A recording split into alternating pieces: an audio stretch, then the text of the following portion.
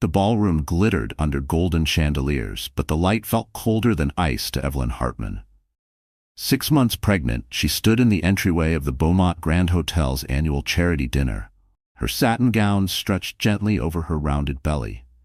She had spent the entire afternoon convincing herself that she belonged here, that she was still the wife of James Hartman, one of the city's most powerful millionaires. From across the room she spotted him instantly. James had always been hard to miss. Tall, impeccably dressed, with that confident laugh that rolled like a polished marble down every conversation. But tonight, the warmth she once knew was directed entirely at the woman seated next to him. Vivienne Sloane. The name alone could curdle Evelyn's blood. 28, a social media influencer with 2 million followers, famous for her luxury lifestyle videos and endless string of men with deep pockets. She was the kind of woman who treated affection like an auction, sold to the highest bidder. And judging by the way she draped herself over James's arm, the bidding had already closed. Evelyn's fingers tightened around her clutch. She had been invited tonight out of duty. James insisted they keep up appearances for the sake of the company's image. But judging by the vacant seat beside him, appearances weren't his priority. The maitre d' intercepted her at the door with a polite smile. "Mrs. Hartman, right this way." Heads turned as she passed. She could hear whispers, the way people in these circles never bothered to lower their voices. "That's his wife?"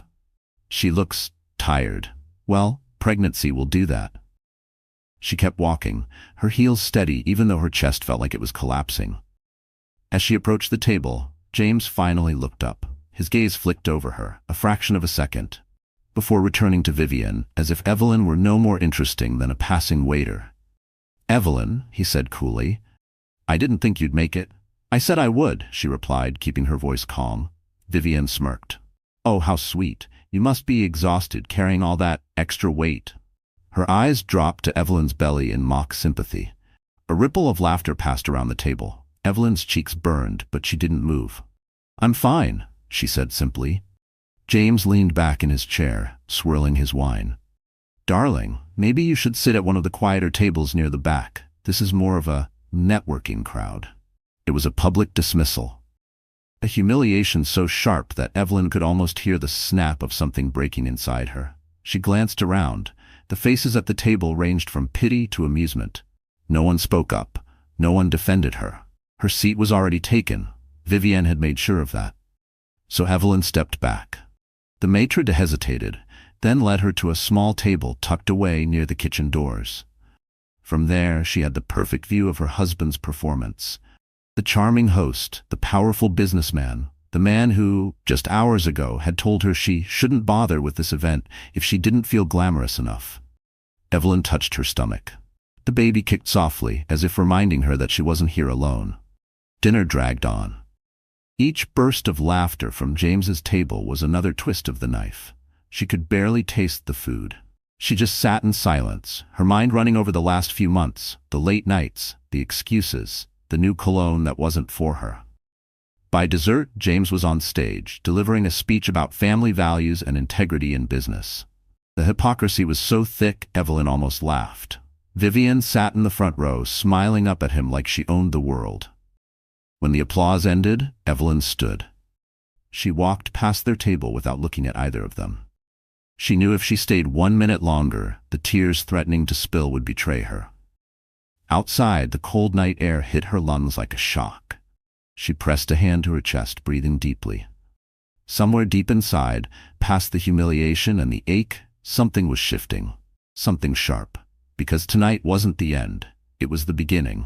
And by the time tomorrow came, James and Vivienne would learn exactly who they were dealing with. Evelyn didn't go straight home. Her driver opened the car door, but she shook her head. "Just drive around," she said quietly. The city's lights blurred into streaks of gold and white as they moved through the winter streets. She needed the motion, the hum of the engine, something to drown out the replay of every cruel smirk, every sideways glance from tonight. Her phone buzzed in her clutch. A message from James. "Hope you didn't take things personally. It was just business." Just business. Her hand tightened until the phone creaked. Somewhere between the vows they exchanged and tonight's humiliation, James had turned their marriage into a contract he could amend at will.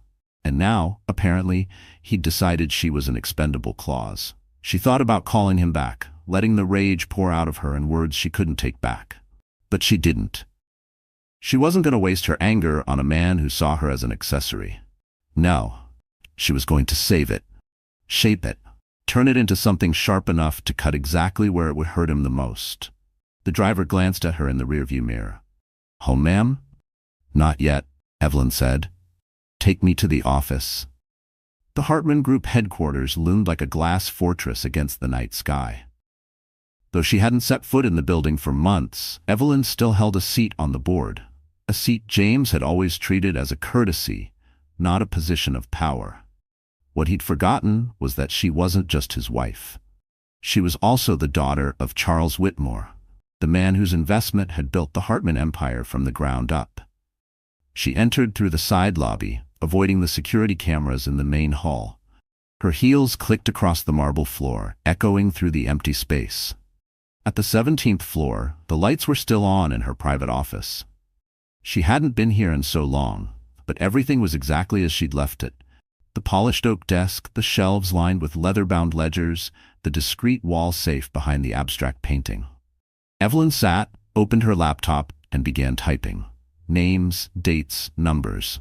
The kind of details that could end a man's career overnight. Her father had once told her, "In business, the one with the records wins." She'd never forgotten that. And unlike James, she knew exactly where the records were buried. 2 hours later, her plan was taking shape. By morning, James would have no idea how close he was to watching his empire crumble. As she powered down the laptop, Evelyn caught her reflection in the window, the soft curve of her belly, the steel in her eyes. The world might still see her as the quiet, discarded wife, but that version of her had ended the moment James laughed along with Vivienne's cruelty. Back in the car, she leaned her head against the seat and closed her eyes. She felt the baby shift, a small flutter beneath her ribs. "We're going to be fine," she whispered. "Better than fine." Her phone buzzed again, another message from James. This time, just 4 words, "We'll talk tomorrow." Evelyn smiled to herself. Yes, they would talk tomorrow, but it would be a conversation he would never forget. Because by this time tomorrow, the man who mocked his pregnant wife in front of an entire ballroom would be standing in the ruins of his own making. Evelyn Hartman wasn't born into money. At least, that's what everyone in James's circle believed. It was easier that way. She let them think she was just a pretty girl from a modest background who'd gotten lucky, who should be grateful to spend her life decorating his arm at charity galas.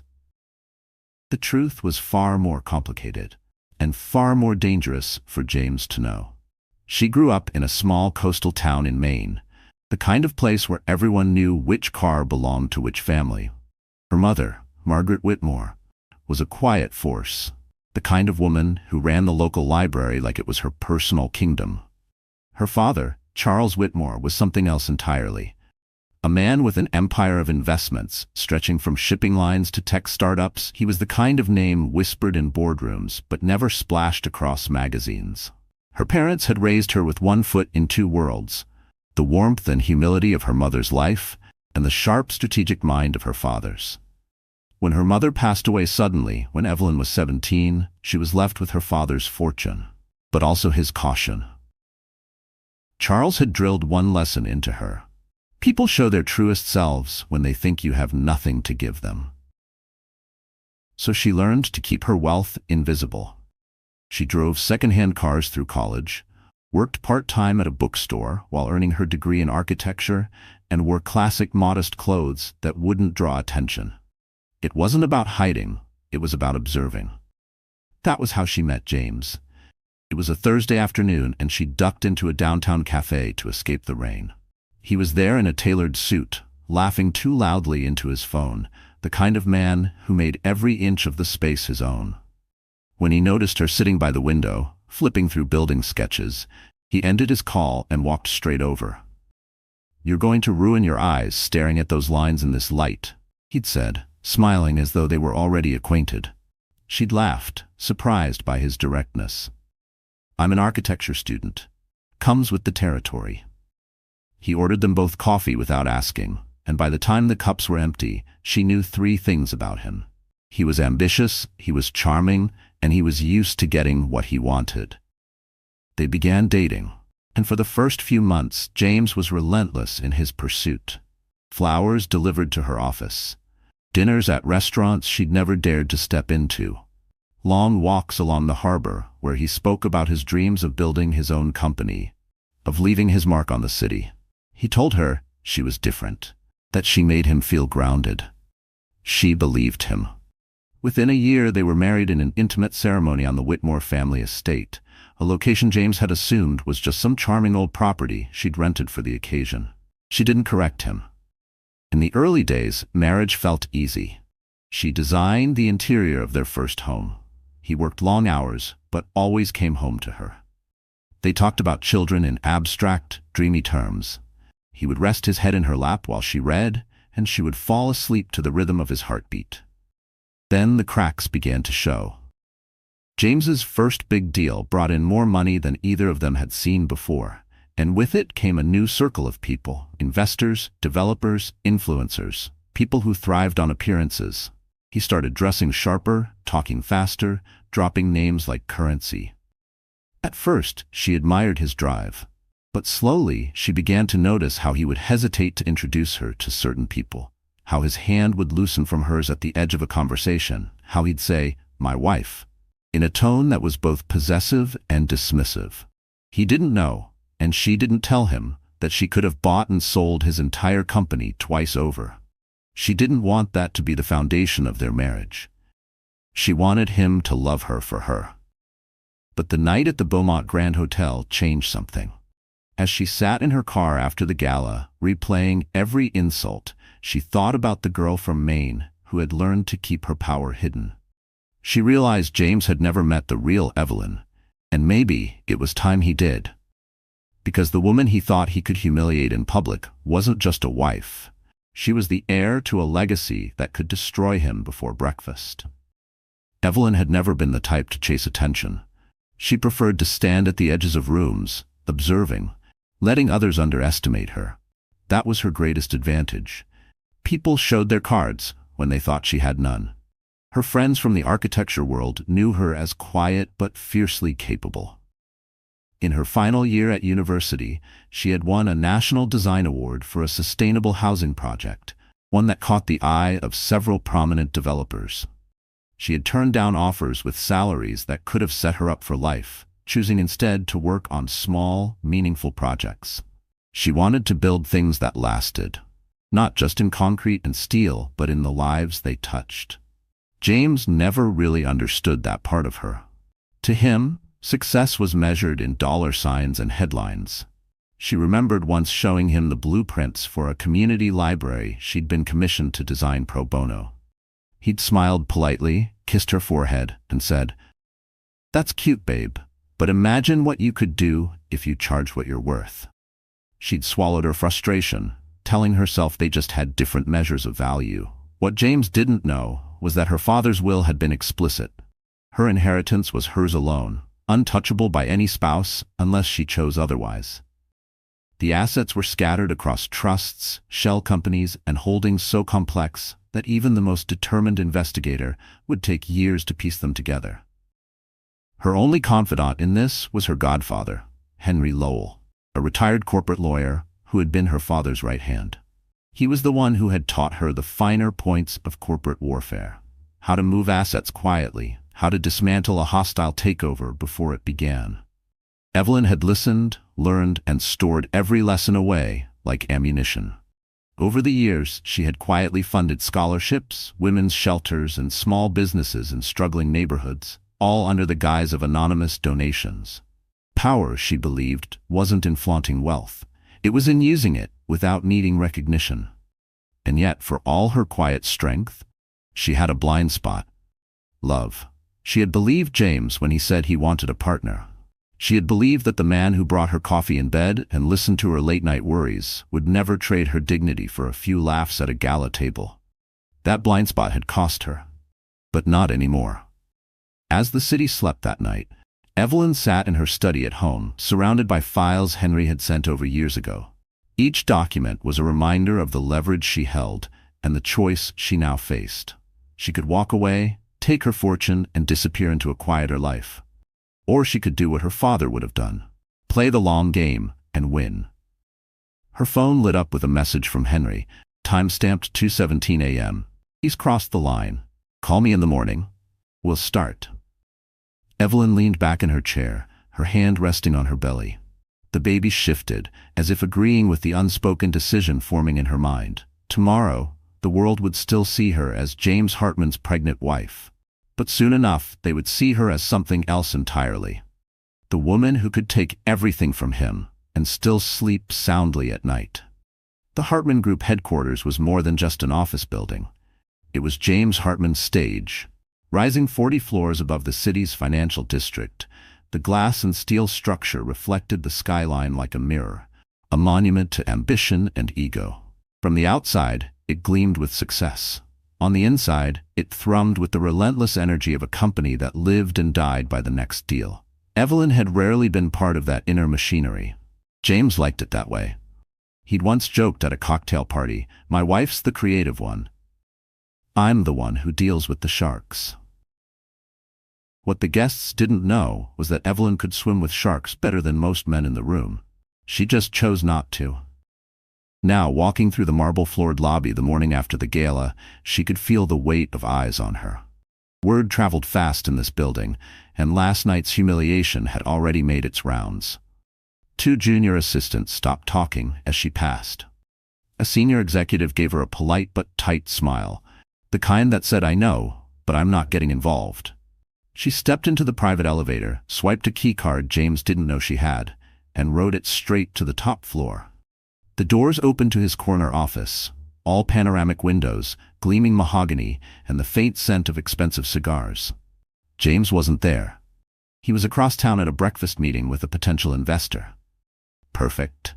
Evelyn moved through the office like she belonged, because she did.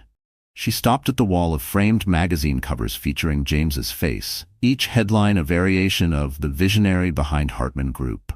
She wondered how many of those visions had been paid for, in part, by the Whitmore investment he pretended didn't exist. On his desk, the day's schedule lay open: meetings, calls, and at noon, lunch with Vivienne Sloane at the Four Seasons. Evelyn's jaw tightened. The ink was still fresh on her humiliation, and he was parading Vivienne around like a prize he'd won. She sat in his chair, not to imagine herself in his place, but to remember she'd been part of building all of this. When James had his first big opportunity, it was Evelyn who'd connected him to her father's old contact in Singapore. It was her quiet introduction to a venture capitalist friend that had sealed the funding for their flagship project. But those details had long been buried under James's carefully crafted narrative of self-made success. Her phone buzzed. It was Henry. "Top floor?" he asked without greeting. "Yes," she said, glancing at the closed door. "Good. Check the bottom right drawer of his desk." She pulled it open. Inside was a leather-bound folder marked confidential. Contracts, side agreements, and something else. A set of unsigned partnership papers that would give Vivienne Sloane a stake in one of Hartman Group's most lucrative developments. Evelyn's stomach turned. "Looks like he's planning to make her more than just arm candy," Henry said when she described it. Evelyn closed the folder carefully. "Not if I move first." She spent the next hour photographing documents, sending encrypted copies to Henry's secure server. With every page, she felt the balance shift a little more in her favor. James might control the narrative, but she controlled the evidence. By the time she left the building, the city was fully awake. Taxis honking, vendors shouting, the hum of business as usual. For everyone else, it was just another day. For Evelyn, it was the start of something far bigger. And by lunchtime, she planned to be at the same restaurant as James and Vivienne.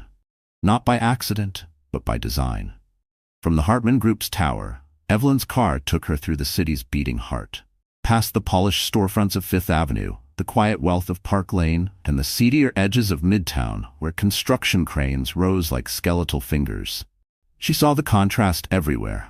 The world James loved to flaunt, and the one she preferred to move through unseen.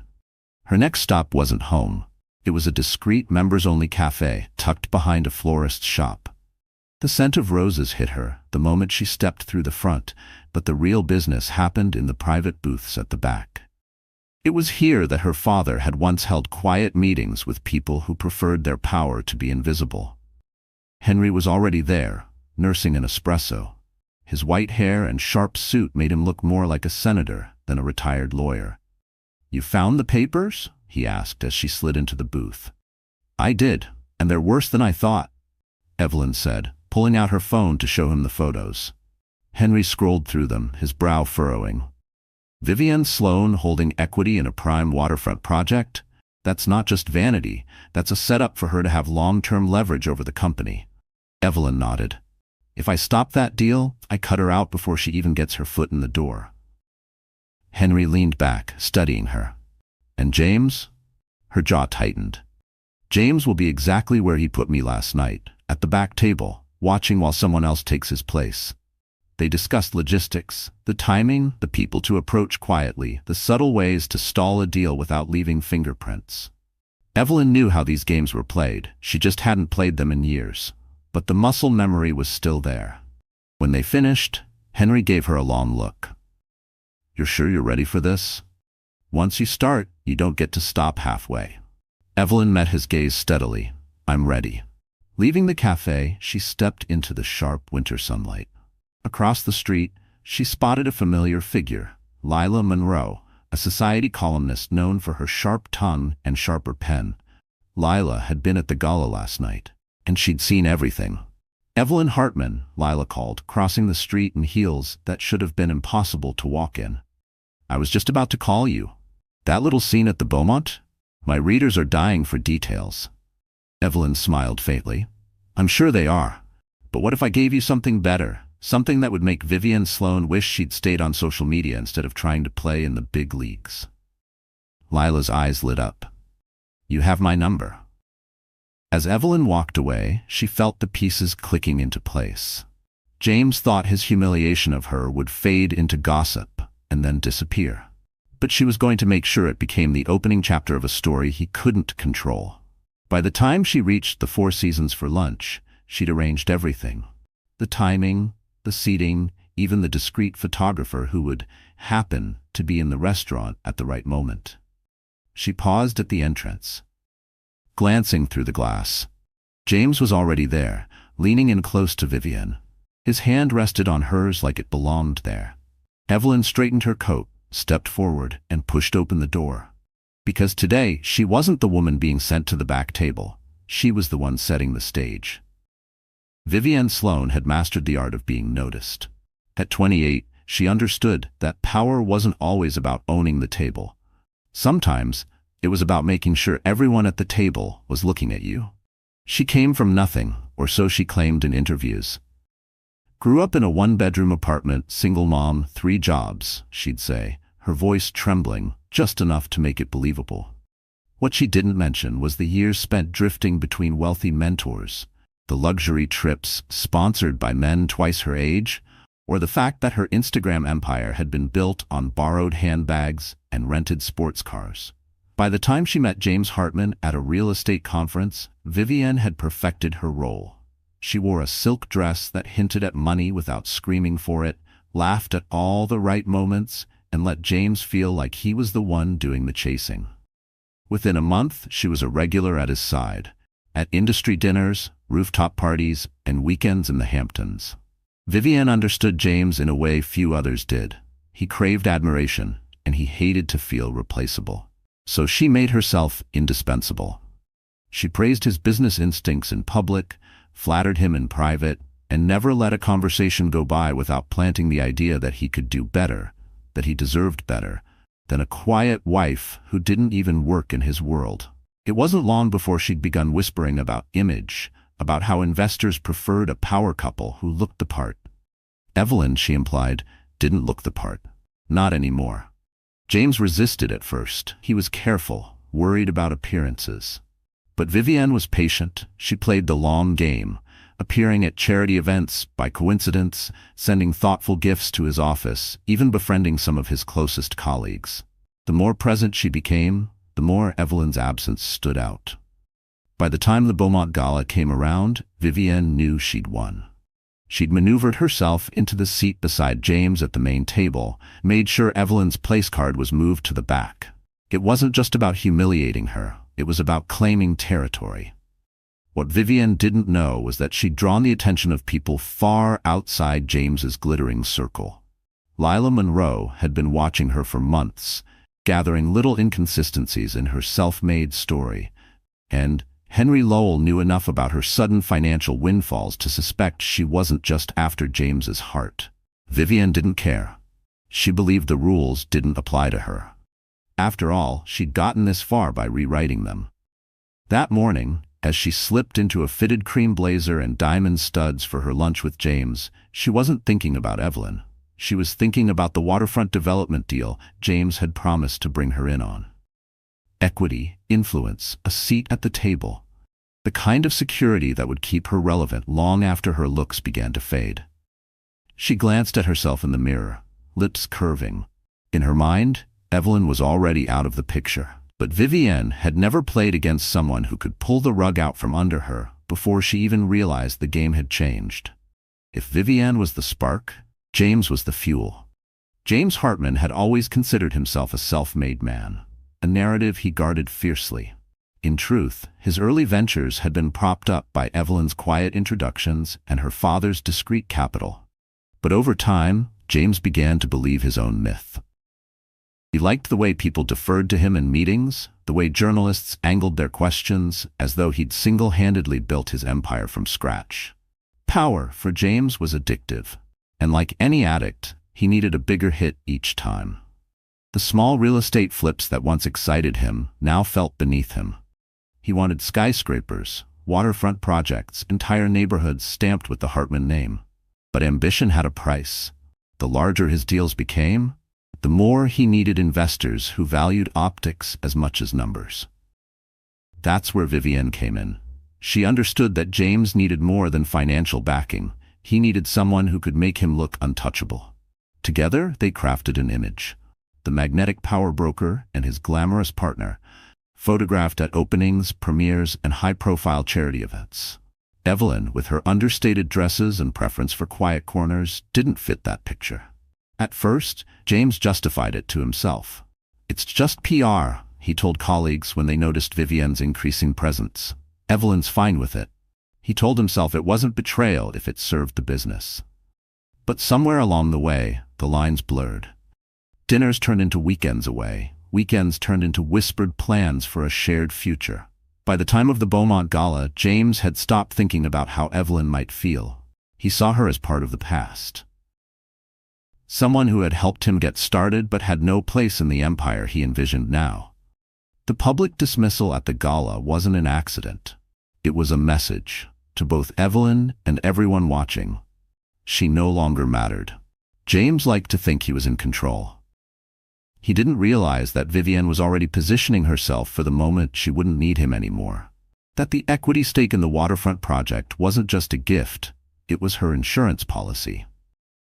That morning, as he reviewed his schedule, James was focused on closing a deal over lunch with Vivienne. He didn't notice the gaps in his desk drawers, the faint scent of Evelyn's perfume lingering in his office, or the fact that a very different kind of meeting was being arranged for him, one he would have no control over. Because while James and Vivienne thought they were playing Evelyn, they were about to learn they'd been playing on her board all along. And the woman they had underestimated was moving her pieces into place faster than they could see. The Four Seasons restaurant was the kind of place where deals worth millions were made over a glass of vintage wine. Private booths lined the walls, but the real theater happened in the open, where the city's power players could see and be seen. Evelyn knew this when she walked in. She also knew exactly where James and Vivienne were seated. The corner table near the main window, a spot chosen for visibility as much as privacy. She didn't march straight over. Instead, she greeted the matinee like an old friend, slipping him a folded bill and murmuring something in his ear.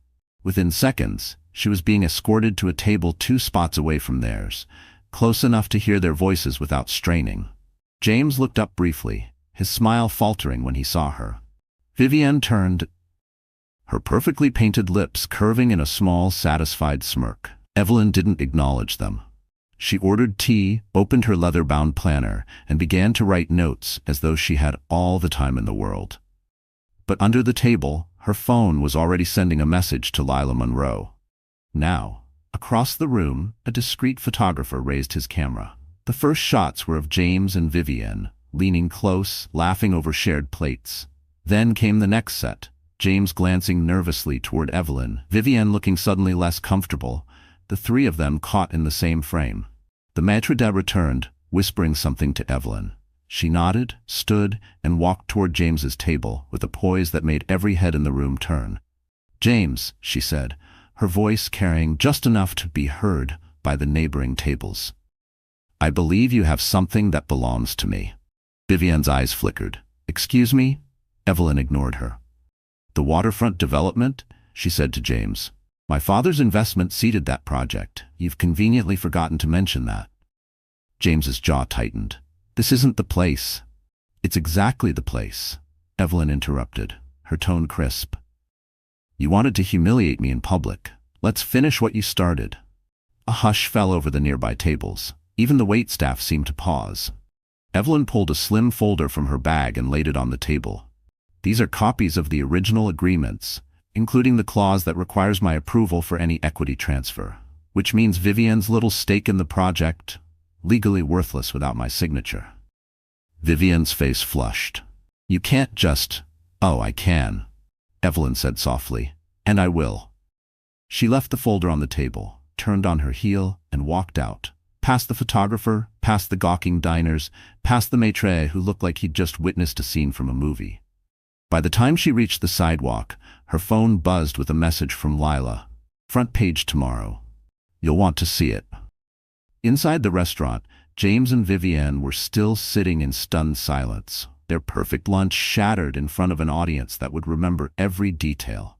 The fallout began before Evelyn even made it home. Her car had barely turned onto Park Avenue when her phone started buzzing non-stop. Texts from friends, acquaintances, even strangers who had been at the Four Seasons.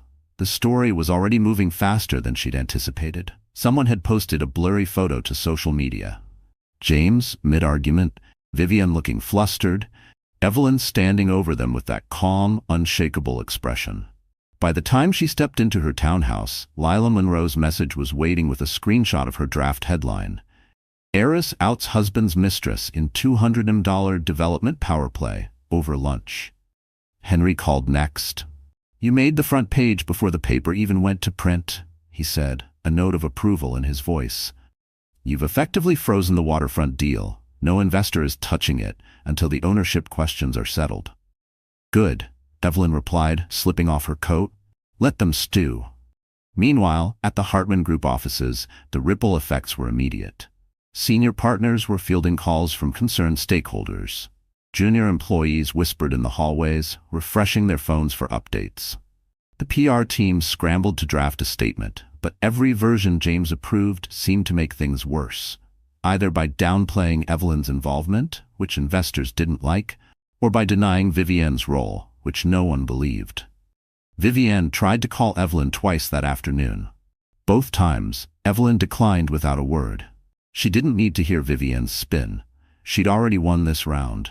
That evening, a new photo began circulating online. A candid shot of Evelyn leaving the restaurant, sunlight catching the edge of her coat, the faintest smile on her lips. The caption read, "The calm after the storm." By nightfall, the hashtag Hartman Lunch was trending. Some posts were gleeful gossip, others were surprisingly supportive, praising Evelyn for standing her ground in such a public way. But Evelyn knew this was only the first strike. Public humiliation might bruise James's ego, but it wouldn't end the game. He was too proud, too desperate to maintain his image. And Vivienne? Well, she wouldn't walk away without a fight. As she sat in her study that night, sipping tea, she allowed herself one small moment of satisfaction. The board was set. The pieces were moving. And tomorrow she planned to make a move that would force both James and Vivienne into a corner they couldn't escape. The morning after the restaurant scene, the city woke up talking about Evelyn Hartman. Newspapers ran her photo alongside headlines about corporate betrayal.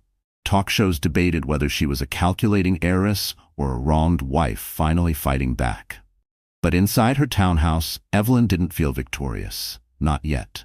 She woke early, the winter light pale through the curtains, and sat on the edge of her bed. Her body ached, not just from the pregnancy, but from the emotional strain of the past 48 hours. She pressed a hand to her belly, feeling the slow, steady kicks, and wondered if her child could sense the tension she carried. Her phone kept buzzing on the nightstand. She ignored it. She didn't want to read more gossip or field more "Are you okay?" messages from acquaintances who hadn't cared 2 days ago. She wanted quiet. In the kitchen she made tea, but even the familiar ritual felt off. The house was too still. Her mind wandered to the early years with James. Before the deals. Before Vivian. She remembered the weekend they'd painted the nursery in their first apartment, how he'd gotten more paint on himself than the walls, how they'd fallen asleep on the floor with rollers still in their hands. She'd loved him then. And some part of her still grieved for that man, even if he no longer existed. By mid-morning, the weight of it all began to press harder. She walked into her study, intending to organize her notes on the waterfront project, but instead found herself sinking into the leather armchair, staring at the window. The city outside was alive and loud, but she felt disconnected, like she was watching it from behind glass. The truth was, even with her resources, her connections, and her plan, Evelyn was tired. Fighting back required energy, and the pregnancy had already left her drained. For a moment, she wondered if it was worth it. If disappearing quietly might be easier. The thought unsettled her. She had never been the type to run. But the idea lingered in the back of her mind, a dangerous whisper. That's when her phone rang again, this time Henry's name flashing on the screen. She almost didn't answer. When she finally did, his voice was sharper than usual. "Evelyn, we need to talk. Things just escalated." She sat up straighter, her fatigue pushed aside. "What happened?" "James is moving faster than we thought. He's called an emergency board meeting for tomorrow. My guess? He's going to try to strip you of your voting rights." Her pulse quickened. He can't. Not without a majority. True, but if he's desperate enough, he might have found a way. Evelyn stood, crossing the room to the desk. Her reflection in the window looked steadier now, the slump gone from her shoulders. The moment of doubt was fading, replaced by the familiar edge of determination. If James wanted a war inside the boardroom, she would give him one, and she wouldn't just play defense. While Evelyn was regaining her focus, the rest of the city was still buzzing.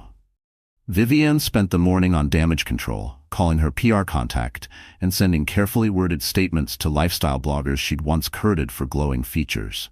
This was all a misunderstanding, she claimed. Business and personal lives sometimes overlap. That's all. But no amount of spin could erase the images from the Four Seasons.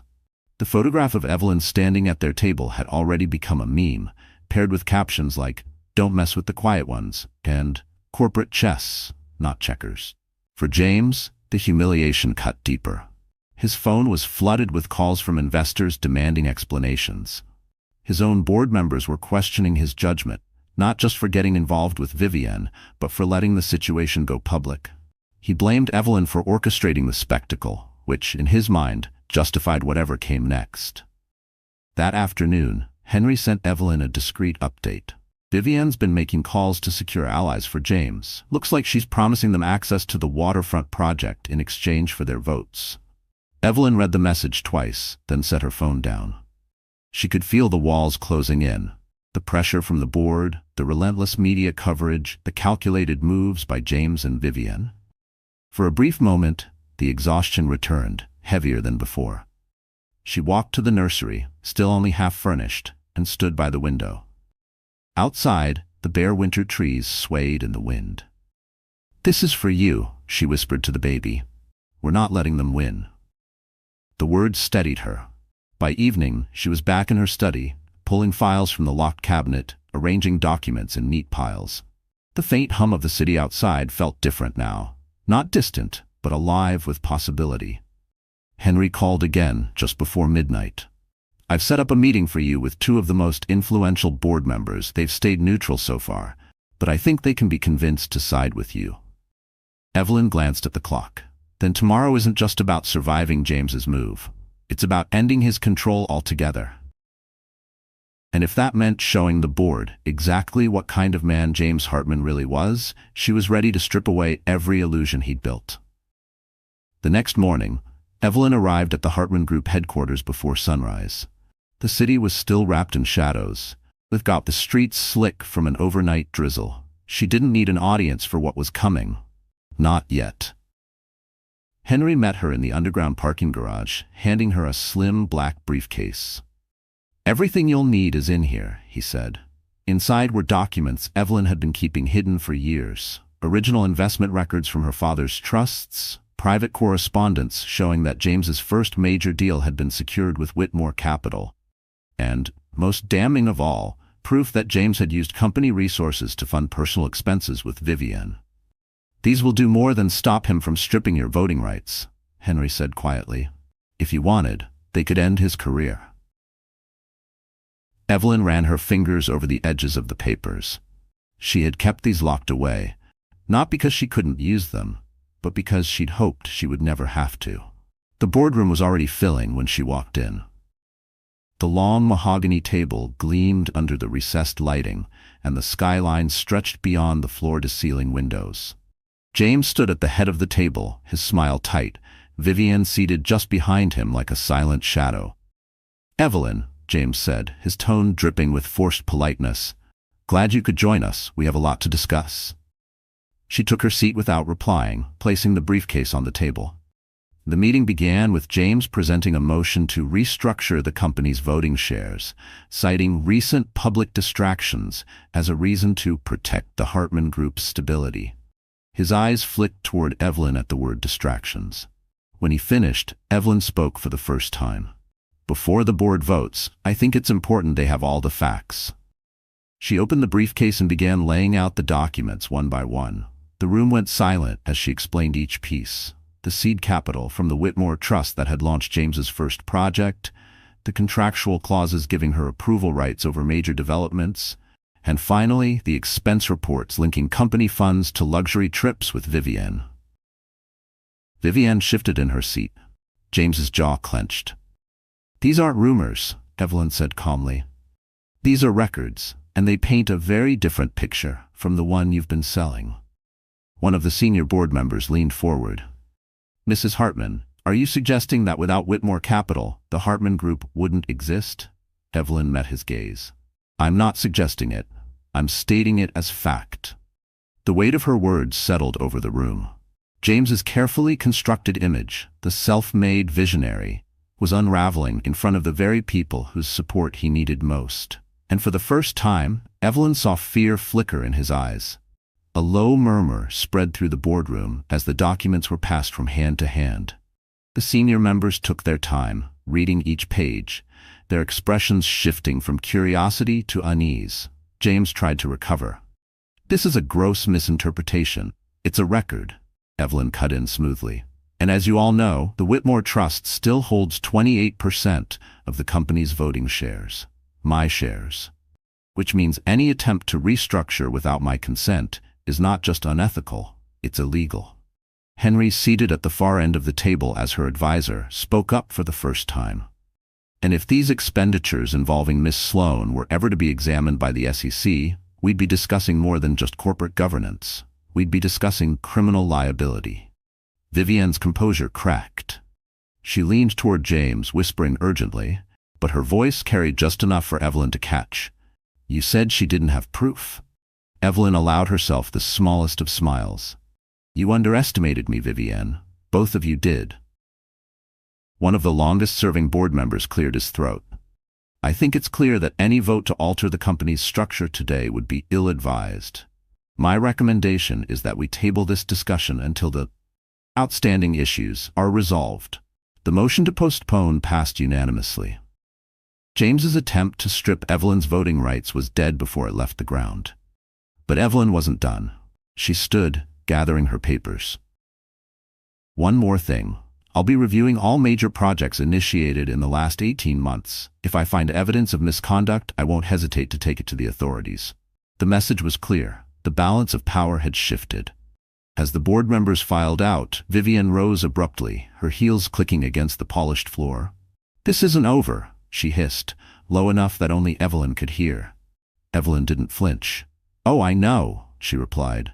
"But now we're playing my game." Henry fell into step beside her as they left the room. "You realize you just set off a chain reaction," he murmured. "That's the idea," Evelyn said, her voice steady. Because this was no longer about defending herself. It was about taking back everything James thought he could steal. For the first time in months, Evelyn felt the air in her lungs expand without resistance. The boardroom battle had been a turning point, not just in the company, but in herself. She didn't go home after the meeting. Instead, she headed to a quiet brownstone in Soho that had been converted into a private atelier. Inside, rows of gowns hung like pieces of art, and the faint scent of jasmine filled the air. The designer, a longtime family friend named Celeste, looked up from a work table. "Evelyn," she said warmly, "I was wondering when you'd call." "I need something," Evelyn said, her voice low but certain. "Something that makes a statement without me saying a word." Celeste smiled knowingly. "Ah, you're ready." For hours they worked together, selecting fabrics, choosing silhouettes, tailoring every detail. The dress they settled on was a deep emerald silk that seemed to shift shades under the light, with a cut that balanced elegance and quiet authority. It wasn't about being provocative. It was about being undeniable. When Evelyn left the atelier, the dress was carefully packaged along with a matching coat and heels. She had a specific event in mind, the annual winter charity ball, an evening packed with New York's most influential names, and one James would never miss. Back at her townhouse, she called Lila Monroe. "You'll be at the ball?" Lila's laugh was all the answer she needed. "Front row, darling, and I'll make sure the right cameras are watching." That evening, she met Henry in her study to finalize the next steps. They went over acquisition strategies for several smaller firms James had been eyeing, companies that could shift the Hartman Group's leverage if they aligned with Evelyn instead. She wasn't just holding her ground anymore, she was expanding it. Before Henry left, he glanced at the garment bag hanging by the door. "You're going to cause a stir," he said. "That's the point," Evelyn replied, a faint smile on her lips. Because when she walked into that ballroom, she wasn't going to be the woman James had tried to humiliate. She was going to be the woman he could never reach again. The night of the winter charity ball arrived with a thin veil of snow over the city. The grand ballroom of the Beaumont Hotel was lit like a scene from a dream, crystal chandeliers casting warm light over gold-draped tables, the air alive with the hum of money and influence. James was already there, wearing his most expensive tuxedo, Vivienne on his arm in a silver gown that shimmered under the chandeliers. They moved through the crowd like they owned the room, greeting old allies, smiling for the photographers. That illusion shattered the moment Evelyn walked in. Conversations paused mid-sentence, heads turned. The emerald silk of her gown caught the light with every step, her coat draped effortlessly over her shoulders. She wore no necklace, no ostentatious jewels, just diamond studs and a calm, unshakable expression. James's smile faltered. Vivienne's hand tightened on his arm. Evelyn didn't rush to confront them. She didn't need to. Instead, she made her way through the crowd with quiet confidence, stopping to greet the city's most influential figures. The mayor's wife, a venture capitalist who'd once funded James, a media mogul with a personal grudge against him. Each handshake, each brief conversation was another subtle reminder that her network was deeper and older than James's glittering circle. Lila Monroe trailed behind, her camera phone discreetly capturing every moment. She whispered to Evelyn at one point, "These shots are going to break the internet." The real moment came an hour later, when the charity auction began. Evelyn stepped forward to announce a surprise donation, a multi-million-dollar contribution to rebuild community centers across the city, funded entirely through the Whitmore Trust. The applause was thunderous, and the cameras caught every second. From across the room, James watched, his jaw tight. Vivienne leaned in, whispering something sharp, but Evelyn didn't look their way. She didn't have to. Because tonight wasn't about James. It was about reclaiming her place, not as someone's wife, but as someone the entire room now recognized as a power in her own right. And as the evening wound down, Evelyn knew the real confrontation was coming, and it would happen on her terms. 2 days after the winter charity ball, the Hartman Group held its quarterly investor meeting at the Plaza Grand Hall. It was meant to be a polished display of growth and ambition, a chance for James to prove the company was still strong after the public drama. Instead, it became the stage for Evelyn's final move. She arrived not through the main entrance, but via the side corridor that led directly to the stage area. Henry was already waiting with a folder of carefully prepared documents and a single flash drive. "Once this starts," Henry warned, "there's no walking it back." Evelyn's expression was calm. "I'm not here to walk anything back." The meeting began with James taking the podium, his voice smooth as he presented graphs, projections, and carefully worded reassurances. Vivian sat in the front row, perfectly composed, projecting the image of a supportive partner. Then came the Q&A session. A hand went up from the middle of the audience. Lila Monroe, who had wrangled her way in with a press badge. "Mr. Hartman, could you comment on reports that company funds were used for personal travel unrelated to Hartman Group business?" A ripple of murmurs swept through the crowd. James froze for half a second before recovering. "Those allegations are baseless." "That's interesting," Evelyn's voice cut through the air, clear and steady from the back of the room.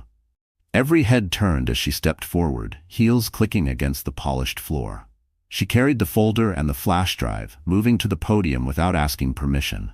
"I believe the investors deserve the full picture," she said, slotting the flash drive into the presentation system. The screen behind her flickered, then filled with scanned documents, expense reports, travel itineraries, and images tying James directly to unauthorized spending. Gasps filled the hall. "These are verified records," Evelyn continued. "They show not only misuse of company funds, but deliberate concealment of those transactions. As majority shareholder through the Whitmore Trust, I am initiating a formal motion for James Hartman's removal as CEO, effective immediately." James's voice rose, sharp and desperate. "You can't do this." "I already have the votes," Evelyn said simply.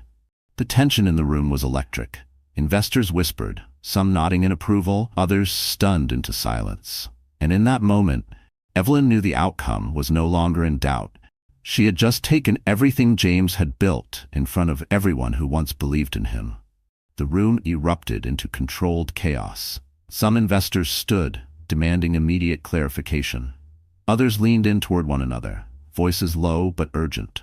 The board members seated near the front quickly gathered in a huddle, their faces pale. Henry stepped forward, handing Evelyn a sheet of signatures, the formal consent from a majority of voting shareholders. "It's done," he whispered. The chairman of the board took the microphone. "Given the evidence presented and the consensus of the shareholders, we accept the motion. Effective immediately, James Hartman is removed as CEO of the Hartman Group." A stunned silence fell over the room. James's face drained of color, his lips parting as if to argue, but no words came. Vivian's composure shattered. She stood abruptly, grabbing her purse, muttering something under her breath as she stormed toward the exit. Cameras followed her every step. Lila Monroe was already typing furiously on her phone, no doubt sending out the first wave of headlines. Evelyn didn't gloat. She simply stepped back from the podium, letting the reality settle in for everyone watching. She'd come not to humiliate for the sake of humiliation, but to reclaim what was hers and to protect the legacy her father's trust had built. As James was escorted out by 2 security personnel, he glanced back at Evelyn. His expression wasn't just anger, it was disbelief. He had never truly believed she had the power to take him down. The meeting adjourned in a storm of chatter and flashing cameras. Outside the plaza, reporters clustered on the steps calling Evelyn's name, shouting questions about her next move. She paused only once, turning toward the cameras. "My focus," she said calmly, "is ensuring the Hartman Group operates with integrity and accountability, values that should never be negotiable." The clip would air on every major network that night.